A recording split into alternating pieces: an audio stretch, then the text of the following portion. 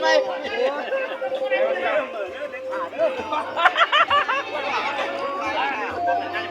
ไปแล้วอุ้ยช่องขาดครอบครัวแล้วเด้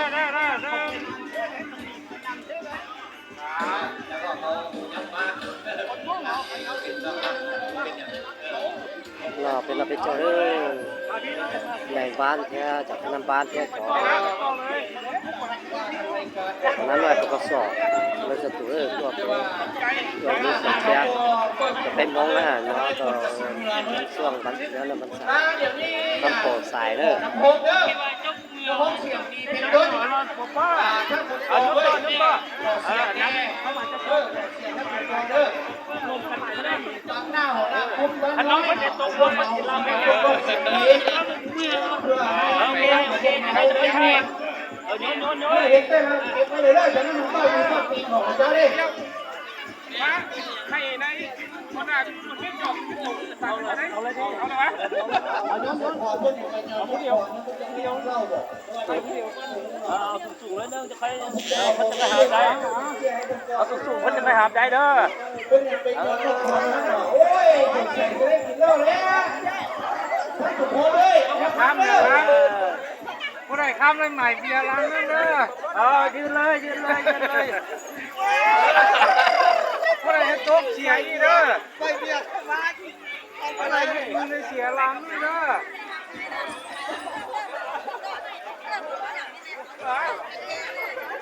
ในบ้านเจ้าหมู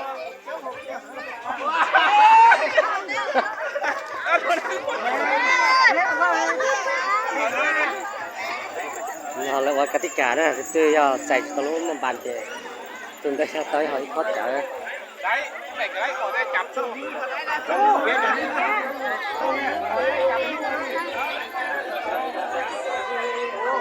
นี่ก็ตัวอี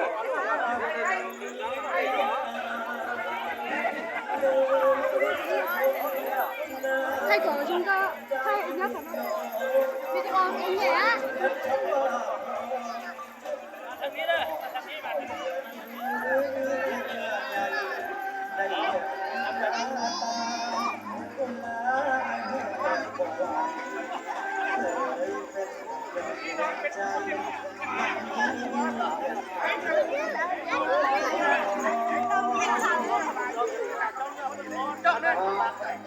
คือว่า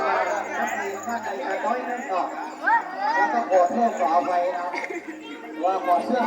ในบ้านก่อนเพราะว่าในบ้านขอเสื้อทองในบ้านก่อนในบ้านก่อนในบ้านจุดขึ้นมาครับเอาเบียร์นำคณะปปสเพื่อนคณะปปสยุบปัญหาเบียร์พ่อท่านจังหวัดนั่งกลางนี่ละขอในบ้านส่วนในบ้านออกมาหน่อยbỏ tơ này chuyện bỏ này sửa hòn này bán đó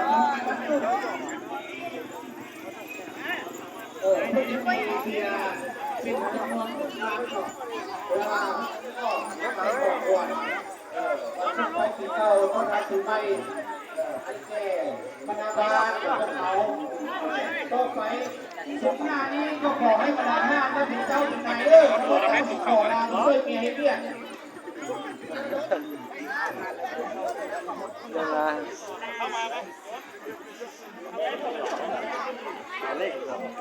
ว่าอย่างนี้เนี่ยคณะปกครองวัดนาเราเด้อนั่นมาให้ตุลาโคเดอร์ครับเอาเด้ออย่างนี้ถ้าคุณแย่คุณก็ได้หมายแย่ของพวกเกียร์เด้อคุณไปเพื่อนมาเดินคนก็คนจะให้ได้เข้าเนาะ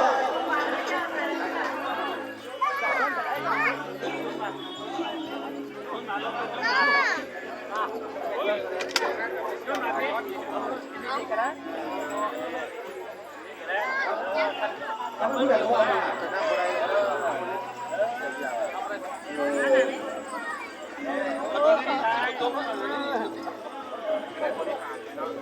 จับกันไหนก็ได้เนาะ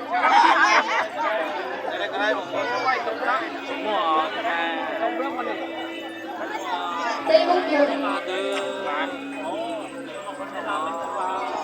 ลูกเป็นเราอ่ะ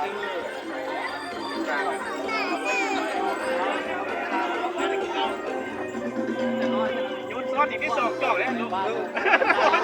อย่าให้ได้เลยขอเก็บผ้าได้เลยอยากเอาผัวหรือไม่ได้ไปบ้าน